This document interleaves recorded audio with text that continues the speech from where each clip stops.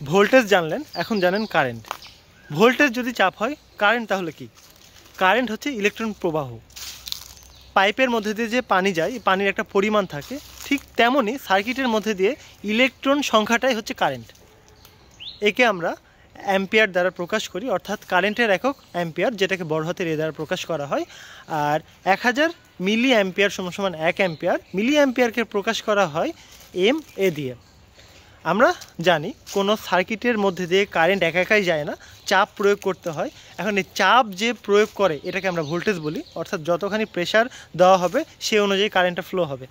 চাপ যদি কমিয়ে নেওয়া হয় তাহলে কারেন্ট ফ্লোটাও কমে যাবে। কিন্তু কারেন্ট ফ্লোটা কি? এই যে ইলেকট্রন যে ফ্লো হচ্ছে এর পরিমাণটাই হচ্ছে কারেন্ট।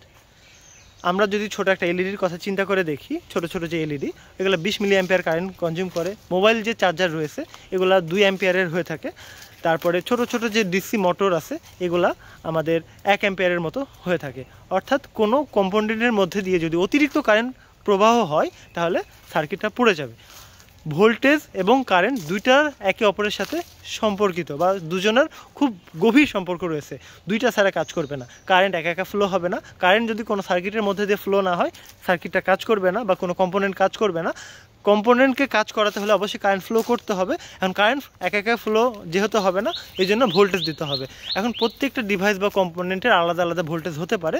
এই ভোল্টেজের উপর ডিপেন্ড করে ওর মধ্যে দিয়ে কারেন্টটা ফ্লো হবে।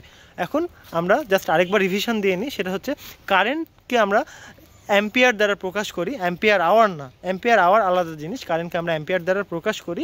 এটাকে আমরা যদি মিলি অ্যাম্পিয়ার দ্বারা প্রকাশ করি তাহলে আমরা বুঝবো একে 1000 দিয়ে ভাগ করা হয়েছে। হ্যাঁ, আর ছোট ছোট যেই ডিভাইসগুলো হয়, বড় বড় ডিভাইসগুলো হয়, এগুলা প্রকারভেদে আলাদা আলাদা অ্যাম্পিয়ার হতে পারে। আমরা ইলেকট্রনিক্সের ক্ষেত্রে ভোল্টেজ আর কারেন্ট শিখে ফেললাম, মানে ইলেকট্রনিক্সের 50% শিখে ফেললাম।